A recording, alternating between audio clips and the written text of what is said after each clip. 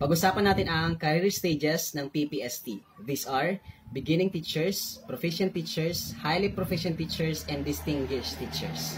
First question, kapag tinanong sa board exam, what do you call the entry level of the teachers? Ang sagot ay beginning teacher. O kapag walang sagot na beginning teacher, pwede mong isagot novice teacher or novice or newbie. Ano po? Kapag tinanong anong merong skill ang mga beginning teachers, ang sagot ay basic skills. O dahil baguhan pa sila, edi basic lang muna yung alam nila.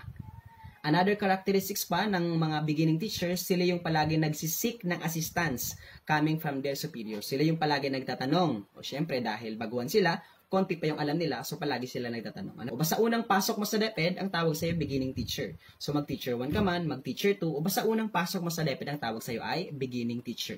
So ikaw yung palagi nagtatanong, ikaw yung nakadepende pa sa mga superior mo. Kaya lang, hindi sa lahat ng pagkakataon, palaging may binibigay na assistance sa mga beginning teachers. Dapat tumayo din sila sa sarili lang paa. Dapat unti-unti tatanggalin ng mga superior ang assistance na binibigay nila hanggang kaya nilang tumayo sa sarili nilang paa. Kasi kapag kaya na nilang tumayo sa sariling paa, ang next na level na ay proficient teachers. Kapag sinabi nating proficient teachers, ang pinaka-keyword mo dyan ay independent. O kapag sinabing independent, kaya niya nang tumayo sa sariling paa. O bakit kaya niya nang tumayo sa sariling paa? Kasi dalawang skill ang meron sa kanya. Ano yung dalawang skill?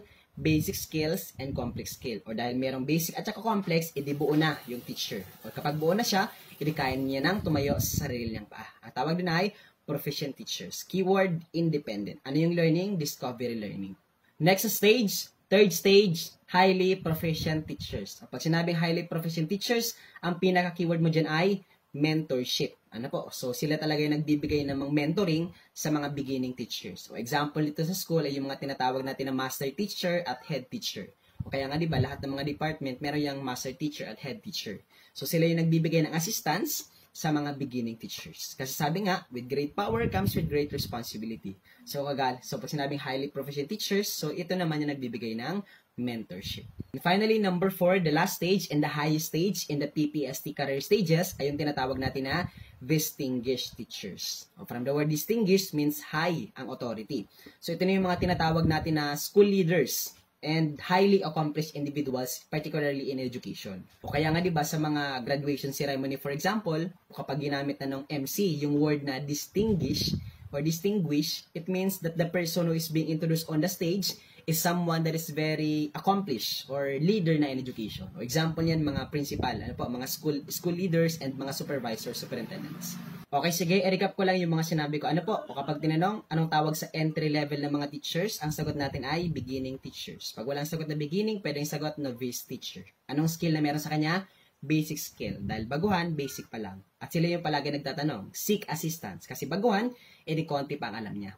Kaya lang hindi sa lahat ng pagkakataon, may assistance na binibigay sa iyo. Kasi ang gusto natin, maging independent si teacher, tumayo sa sarili niyang paa. At kapag independent na siya, ang tawag na doon ay proficient teachers. Independent kasi buo. Ano yung bubuo sa kanya? Dalawang skill. Basic skills and complex skills.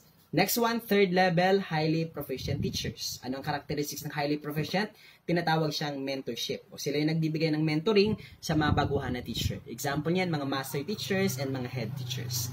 And finally, the highest level, number 4, tinatawag natin na distinguished or distinguished teachers. Ito yung mga school leaders and highly accomplished individuals, particularly in education. Yun lang yung short video natin about the career stages. Sana natuto ka sa video ito. Yun din, kung natuto ka sa video ito, pakilike naman po ng video and then pakishare naman. Laking tulong na po yung kay Sir Nestor. And then kung baguhan ka sa page, pakicomment naman kung taga saan ka para alam ko kung hanggang saan ang na-reach ng video ito. Yun lang. Thank you very much everyone and God bless. Bye-bye!